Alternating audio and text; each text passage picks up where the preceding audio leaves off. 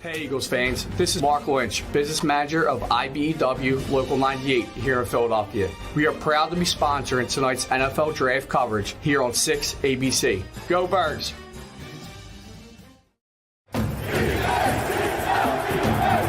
It's the biggest, most important draft in the history of this Philadelphia football franchise. It will determine the outcome of the season for the next 5 years and beyond before a down is ever played. Welcome to the JAKIB Media Sports NFL Draft Special. Live on 6abc.com from Ocean Casino Resort in Atlantic City. Presented by First Trust Bank, the official bank of the Philadelphia Eagles. IBEW Local 98, 6ABC, and United Healthcare. Let's go, Philly. Let's get this draft show underway. EAGLES. Eagles.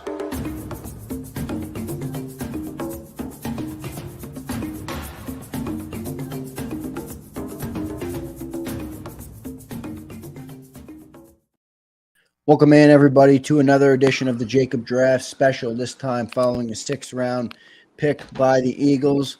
This sponsored by IBEW Local 98. John Howie goes back to the quarterback well, reestablishing his quarterback factory, and takes Tanner McKee at pick 188 and trades out of pick 191. We'll start with the quarterback, John. For whatever you know about him, let us know. I know it might be, might not have done too much research into him yet, but what do you know about Tanner McKee? Yeah, a little bit of different sort of framework for the position. This is more of a traditional drop back passer. Big guy, 6'5", 6'6", doesn't have a ton of mobility. So, a lot of people were like, you got to get Marcus Mariota as the backup so you don't have to change the offense. The Eagles were never sort of in that sentiment, long term. They got Marcus because they think he's a good player as a backup, not because he can do some similar things to Jalen Hurts. So here's another indication of they're going to try to take advantage of the skill set of the player at the position. So, obviously you hope Jalen Hurts doesn't get injured, but long term, it's tough to say anytime about a 6th-round pick, but you also have Ian Book, who's got he's more mobile, so you have both, and let him compete.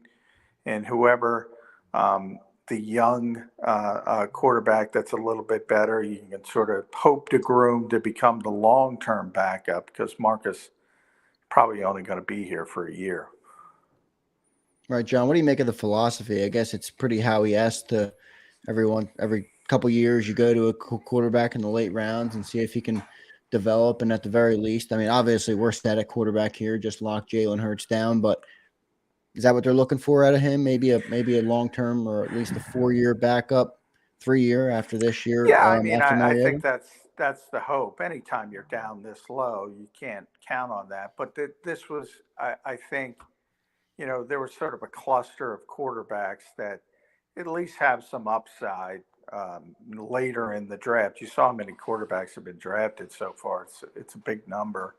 And I think it was pretty clear. The most impressive part of this to me is the manipulation and how he's sort of moving around and jockeying to get in position. So he got those 2 6th-round picks, 188 and 191, to be in a position.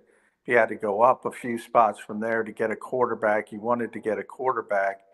And he's able to get him at 188, and then he trades out of 191 because he didn't really want it. And ultimately, he ends up sending – essentially what he did is use 2 7th-round picks to get a 2024 5th from Tampa Bay. And What's so impressive about that is Tampa Bay stinks. So that 2024 5th is going to be pretty early. And again, it's a 5th-round pick. It's not big. But it just tells you the little things, like he's operating on a different level than most of these knuckleheads who don't have nearly the same experience as GMs as he does. So, I mean, more than the player, the position, and all that. And it's always, people know quarterbacks, they get excited by quarterbacks. And this is a pretty high profile guy because he started at Stanford for the past 2 years. And, maybe he's better than Ian Book, maybe he isn't. And we'll see how that shakes out. But the manipulation to get in the position is pretty impressive.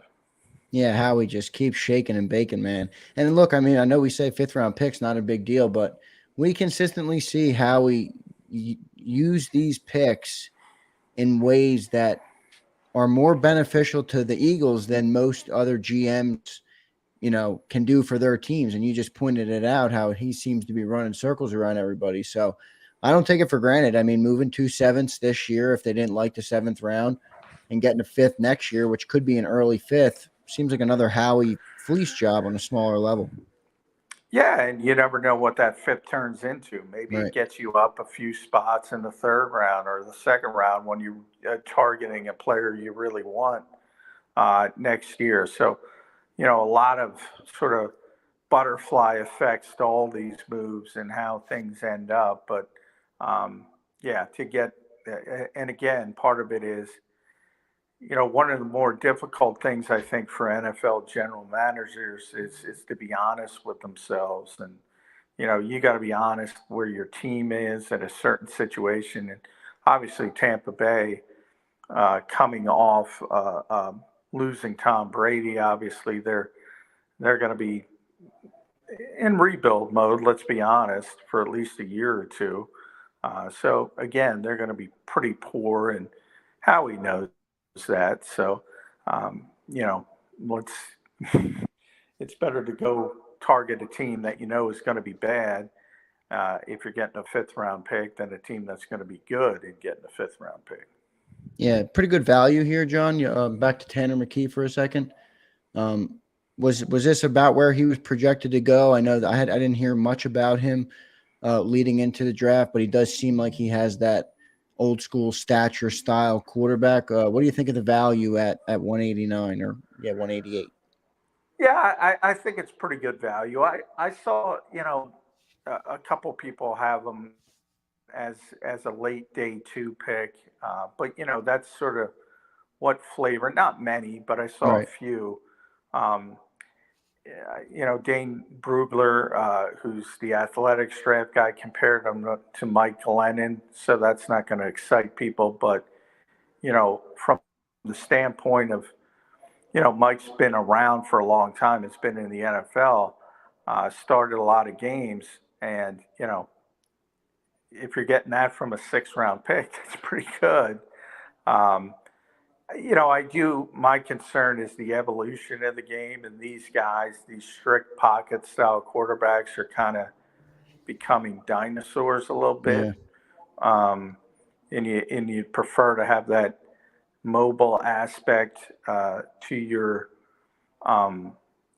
offense. So to me, it comes down, who would you rather have, Tanner McKee or Ian Book?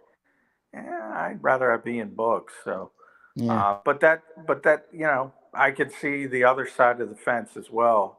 I just think Ian doesn't have near the size or the stature, but he is a little bit more mobile, and he can do some of the RPO and zone read stuff. So we'll see how they go.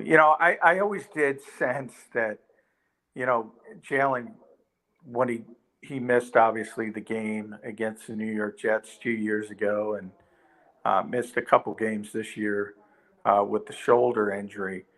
I always got a sense that Nick and Shane and Kevin Patullo got, I don't want to say excited, but I think they enjoyed the challenge of building a more conventional offense around, Gardner Minshew, who's more, and he's not a strict pocket. He's more like Ian Book, I would say, than Tanner McKee. But the assumption that they always want to run this offense is what I'm trying to say is probably a bad one. Like, if they think this is a good player, they'll, and they need to play, they'll rework the offense around what he does well, which I think is a good thing.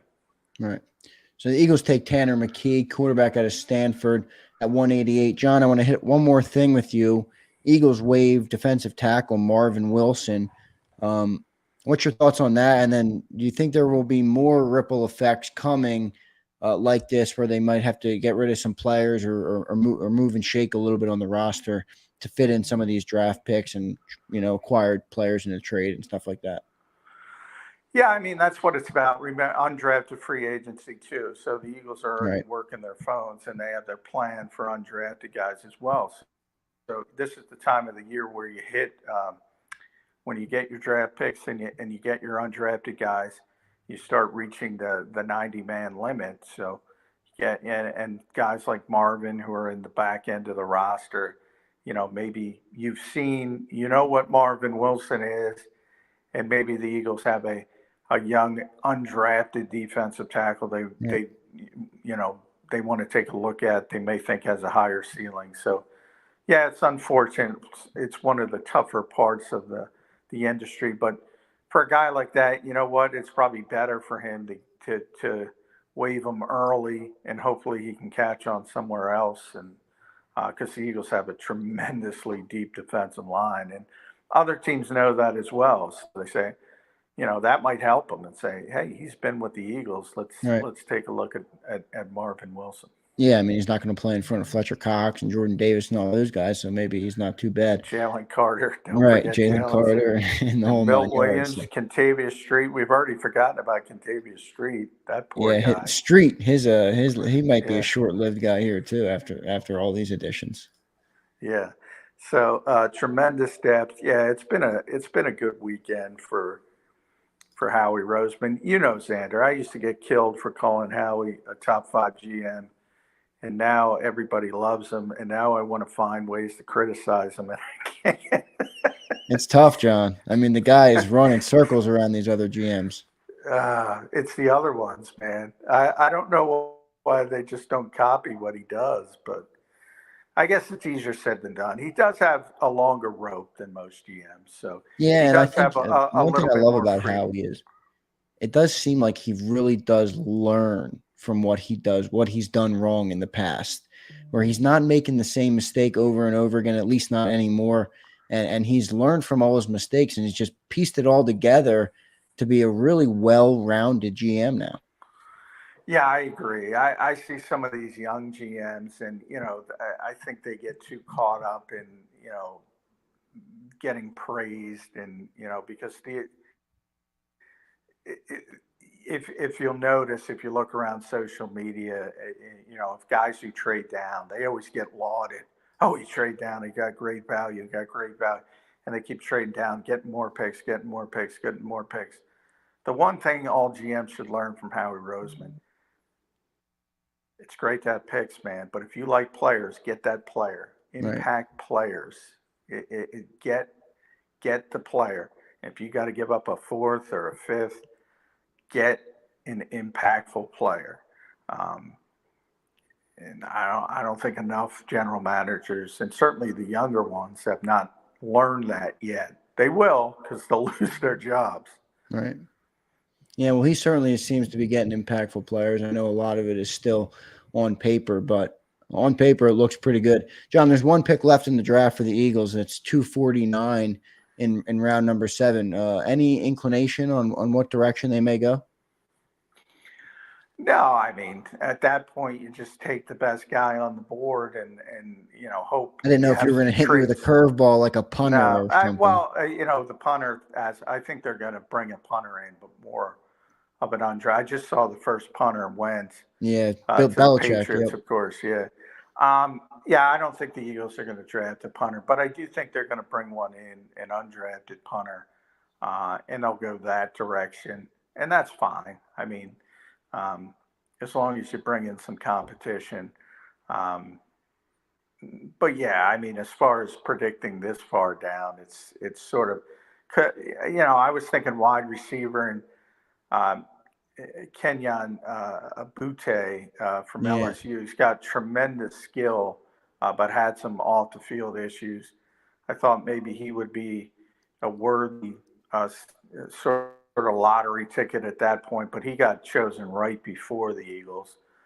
But it was pretty clear the Eagles wanted a quarterback, and at that phase, the kid from BYU, I thought the Eagles would go after, but he went a little bit earlier, and we'll see how it works out with McKee. But it's an interesting dichotomy because he is a big, and you don't see these guys anymore. Yeah. If you think at the top of the draft, now it's Bryce Young, and he's 5'10". Yeah, I've seen some gripes too. Like, why take him if he doesn't fit the offense you have for the next 5 years? Well, what's your take on that? I think people get caught up in that. It's not. It's easy to say, okay, this guy's athletic, so he can do some of the things Jalen Hurts can do mechanically. But if he does them in a poor fashion, who cares? I mean, it's not about replicating. You can't replicate what Jalen Hurts does. He was runner-up to the MVP of the league. It's a testament to Jalen Hurts, right? You're not going to plug any athletic quarterback in there and have the same offense. No. So that part doesn't bother me. And the Eagles have been, and Nick has said that in the past. Now, and then they went out and signed Marcus Mariota. So again, I think people got a little bit emboldened by that because he's that type of quarterback as well. But he's also started a ton of games in this league and has tremendous experience. And I think that was more important to the Eagles than, he can run an RPO. I mean, you can run the offense the same way Jalen does, but if you do it in a terribly ineffective fashion, it's actually going to be worse because, it's a simple offense but it's very difficult to contain because of the skills of Jalen Hurts. And if you make it easy with the quarterback who's not very good, it becomes a really easy offense to deal with. So you would want to change at that point. So I think people get too caught up in that. Yeah, especially with some of the playmakers we have on our team. I mean, even last year when Jalen went down, they didn't run the same offense with Gardner, but it worked enough because we have A.J. Brown and Devontae Smith and Dallas Goedert and players like that you can use in different ways. Yeah, and I think that's the long term. And again, I don't expect Mariota to be here long term. Yeah, me neither. And who knows? It might be Ian Book, it might be Tanner McKee, it might be neither as the long term backup. But again, it's a 6th-round pick. You're taking a flyer. I think it's a worthwhile flyer, and that's all you can ask for late. It's darts on a dartboard. I'm kind of surprised they didn't maybe go Stetson Bennett or someone like that, but I get it. But we'll move on. I think he went pretty early. Stetson Bennett, I don't know, 120-ish. I didn't see him go. I missed that. Yeah. So he's one of the guys who went. Jaron Hall's another guy, and he went, I don't know, he went in the 5th round, I think. I know a lot of people were floating out that UCLA quarterback too. I think he went a few picks before the Eagles there. Yeah, he went pretty early as well, way before this pick. So a lot of quarterbacks got picked in this draft. So McKee was probably the last one at that level, unless you want to start the kid from TCU. People know. Because they were in the championship game. Well, they showed up. I think they showed up for the championship game, but not many were left, and the Eagles wanted to get somebody. And hey, like I said, I competition's never a bad thing. So maybe Ian Book steps up, and you don't have to worry about Tanner McKee, or maybe vice versa. Yep, and I think the bigger play here, even from this 6th round, is how he takes 2 7ths, gets up to the 6th at 191, and then turns that into a potentially an early 5th rounder next year. So good work all around by the general manager. Got to give him a lot of credit for what he's done this draft so far. Yeah. I got to give him credit. I got to John, go I'm going to listen make you to do some it. bad. I'm going to make you do it on Yeah. record. You're going to have to give him even more credit. I gotta listen to some bad jokes later and give Howie his comeuppance. Yeah, he's doing a good job. And people can apologize to me, and John, when you I were calling called him him a a good top 5 general GM manager. 3, 4, 5 years ago. Yeah, I never get those apologies, though, Xander. Never. John, I don't think you ever will, but you're going to have to just keep rolling, brother. All right, John. I'll do Thanks, my brother. best. All right. See you, bud. See you, man. That's John McMullen live from down there at NovaCare Complex after the Eagles take another quarterback, Tanner McKee, out of Stanford, to be, I guess, quarterback 4 on the roster now. I mean, you already have Marcus Mariota to back up Jalen. You have, as John mentioned, Ian Book, who I think is really a better option than Tanner McKee. But it's a shot at the dartboard, I guess, when you're picking it late in the 6th round. And like we talked about, how he shakes and bakes, takes 2 7s, gets up to the 191, takes 191, gets up to a 5th rounder next year. And, the Bucs aren't very good next year. So that could be a high 5th round pick. So more just little shake and bakes that Howie does really puts the Eagles in a position to win long term. But that's going to be it for this episode, guys. Thanks for tuning in to the JAKIB Draft Special brought to you by IBEW Local 98.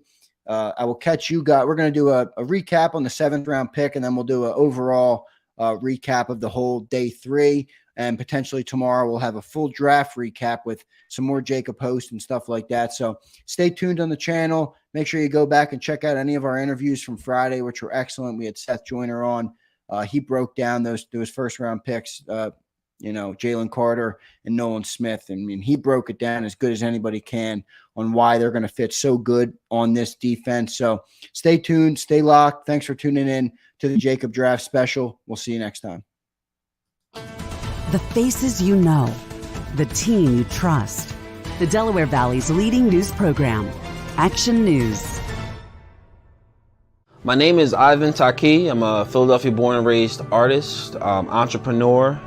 Been doing this for 27 years. I got pulled over by an officer and I was wrongfully accused for something that I didn't do. So at that moment, I didn't think of nobody else to call but Adam. It's something about the way Adam himself is that makes the rest of the team play the same way. You want to have somebody that you can trust, somebody that you believe in, somebody that's fighting for you in that situation, and to know that you're in good hands. And when you feel that confidence and you feel that love and you feel that respect, that you're not just a number, that they're actually taking a little bit extra oomph and extra love, then you know that you're in good hands and they're looking out for your best interests, whatever that may be.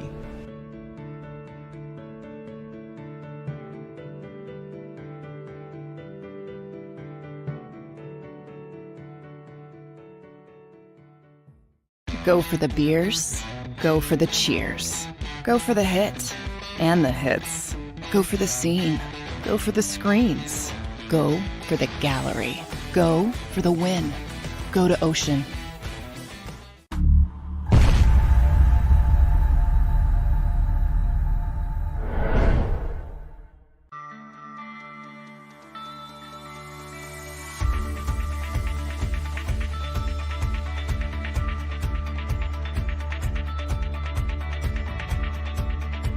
Hi, I'm Jim Muehlbronner, Managing Partner at Del Val Insurance Group.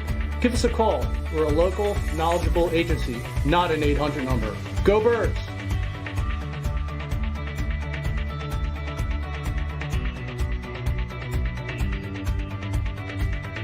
We all know that taxes are just part of life. It's true during our working years, but also in retirement. But what you might not know is up to 85% of your Social Security benefits might be taxed. Our team at Thrive Financial has helped retire thousands of people across the Delaware Valley by asking questions they never knew they needed to ask, including how their Social Security benefits might be taxed. It's time to be proactive on taxes. Get your Thrive Retirement Tax Playbook today.